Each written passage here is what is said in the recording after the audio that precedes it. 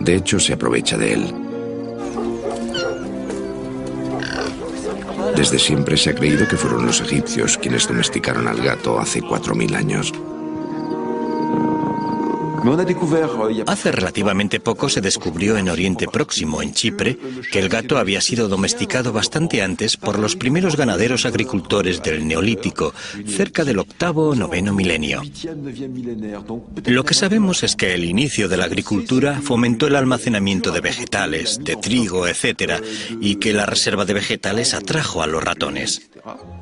Nosotros, los científicos, calificaríamos a esos ratones como comensales y el resto de la gente los calificaría de parásitos, puesto que vienen a comerse nuestros alimentos.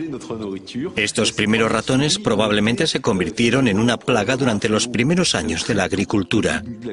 Obviamente los gatos, los zorros y todos los pequeños carnívoros que se alimentan de ratones se sintieron atraídos naturalmente hacia estos asentamientos. En ese momento el hombre se da cuenta de que puede sacar provecho de esa situación. En el creciente fértil encontramos también otros animales salvajes como la cabra, el carnero, el cerdo o el buey. Animales muy conocidos por los cazadores. No hay certeza de que haya habido intención de domesticarlos para conseguir su carne. Entre el año 8500 en Oriente Próximo, fecha del inicio de la domesticación, y el año 7500, los hombres poseían animales domésticos, pero prácticamente no los empleaban para alimentarse. La caza era con diferencia la principal fuente de carne. Esto significaba que daban otra utilidad a esos animales. ¿Qué hicieron con ellos? Sabemos que explotaron la leche de los animales y eso no lo pudieron hacer con animales salvajes, puesto que solo es posible obtenerla de animales que vivan en la casa. Es decir, que probablemente la explotación lechera fuera una razón de la domesticación.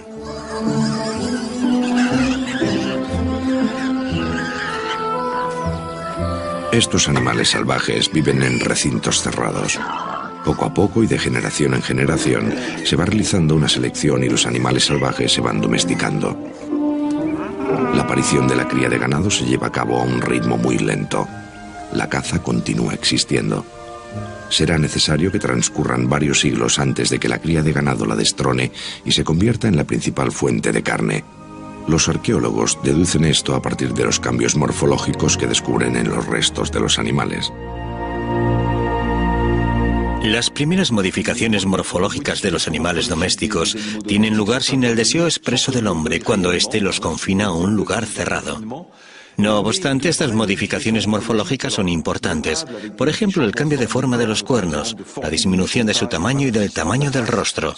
Todo esto tiene lugar cerca del 7500 a.C., 10 siglos después del inicio de la domesticación.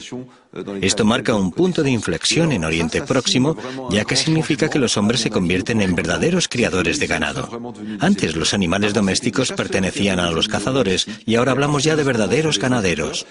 Podemos afirmar que la principal fuente de carne de aquellas sociedades proviene de la cría de ganado y no de la caza. Tras el auge de la agricultura, la cría de ganado se expandirá por todo el planeta como una nube de polvo. Primero el lobo se convierte en perro, y después el carnero y la oveja salvajes son domesticadas en Oriente Próximo y en Asia. El jabalí se transformará en cerdo y los toros salvajes se convertirán en bueyes. Las gallinas pasarán a ser animales domesticados en Pakistán y en la India.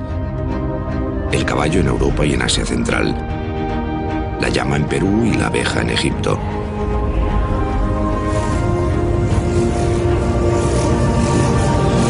El hombre extiende su poder sobre la naturaleza y se apropia de ella cada vez más. Asistimos al nacimiento de la propiedad. Nos apropiamos de los animales, eso es evidente, y es la expresión de una modificación de la mentalidad humana. De eso no cabe duda. Es decir, que nos autorizamos de repente a apropiarnos de la naturaleza. Es una ruptura en la historia de las mentalidades, porque antes, en el interior de una sociedad de cazadores, se consideraba que el hombre estaba al mismo nivel que los árboles, los truenos, los arroyos o los animales. Sin embargo, a partir del momento en el que entra en ese mecanismo de apropiación, crea una jerarquía vertical en la que introduce de forma natural a las personas, a los animales y a los vegetales. En lo alto una divinidad, para quitarse cualquier sentimiento de culpa puntual. Y abajo de todo a las piedras que no tienen corazón.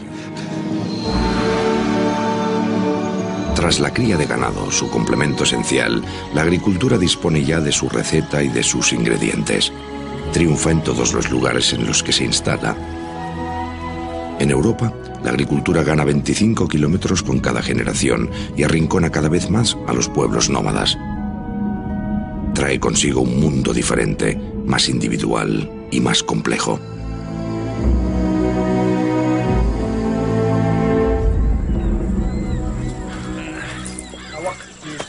La sociedad va cambiando poco a poco. Hace 6.000 años, en el creciente fértil, la sociedad se convierte en un mundo de campesinos. Estos viven a menudo en asentamientos en los que los vínculos de parentesco son muy estrechos. Todo el mundo se conoce. Antes, cuando un desacuerdo dividía un clan nómada, bastaba con alejarse. En el mundo sedentario, esa separación ya no es posible.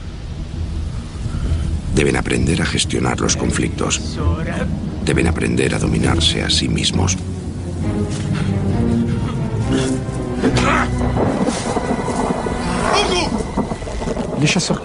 Los cazadores-recolectores no reconocen la jerarquía. En todo caso, una persona podría hacerse cargo de dirigir a un grupo durante una cacería, pero se trataba de una responsabilidad de corta duración.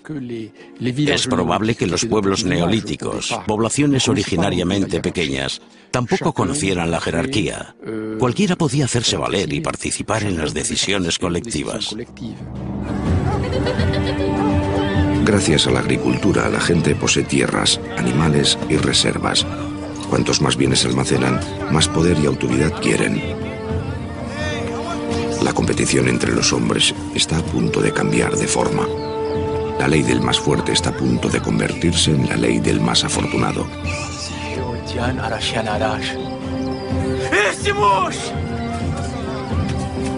Los arqueólogos disponen de pocos indicios para explicar el paso de una sociedad relativamente igualitaria a una sociedad en la que encontramos una pirámide social bien estructurada, con élites al mando.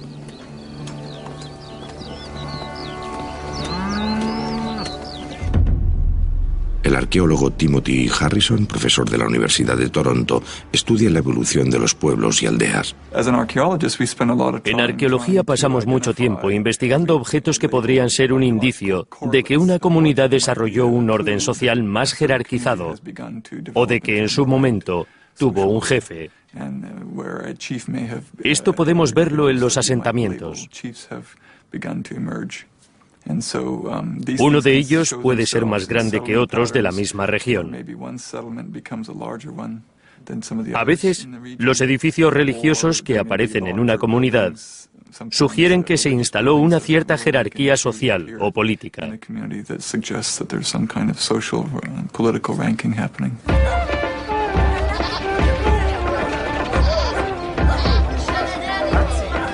Los pueblos continúan aumentando de tamaño. Los campesinos se convierten puntualmente en talladores de piedras, en masones, en herreros o en alfareros. Empiezan a depender los unos de los otros, lo que significa que el número de disputas entre ellos es incesante. Para arbitrar estas crisis, un consejo de hombres experimentados imparte justicia y toma las decisiones colectivas más importantes, es decir, empieza a formarse una élite.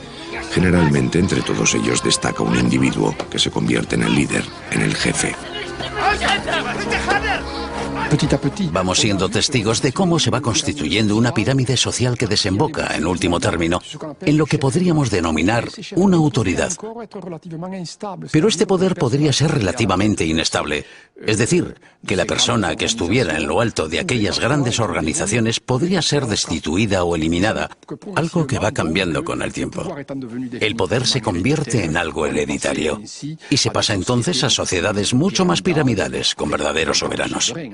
Esto significa que de la autoridad hemos pasado verdaderamente al poder. El personaje se rodea de guardias y de ejércitos y puede ejercer el poder porque es su obligación. Vemos, por lo tanto, una especie de evolución que no es totalmente lineal, que tiene sus altibajos y que hace que hayamos desarrollado una sociedad relativamente igualitaria y cada vez más vertical.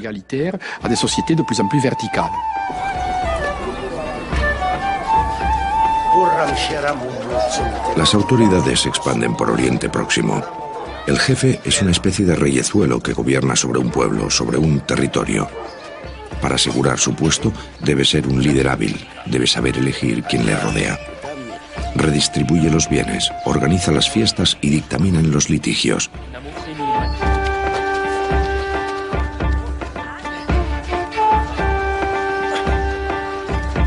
Asimismo, asume funciones religiosas. Su prestigio de jefe le sigue incluso hasta la tumba. Esta será más hermosa, más profusa en detalles.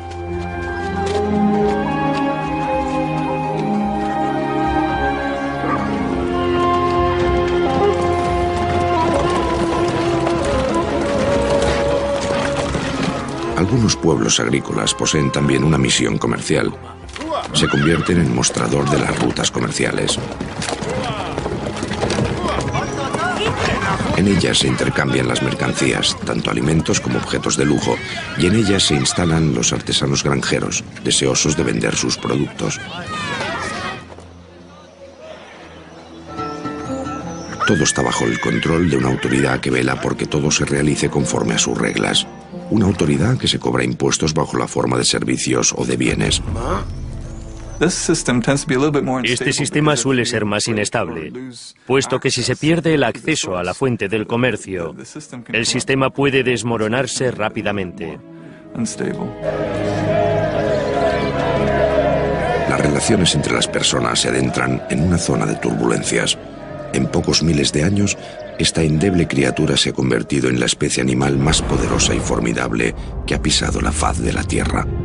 Lo más sorprendente y lo más destacado de la revolución neolítica es que ésta ha engendrado la civilización moderna, para lo bueno y para lo malo. El hombre acaba de empezar a recorrer un nuevo camino. Se lanza con decisión hacia lo desconocido. Se prepara para inventar la metalurgia, la escritura, las ciudades y las guerras.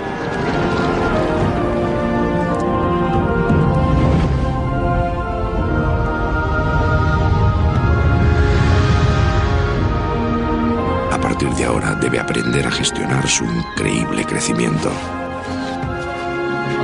El hombre está inventando la civilización.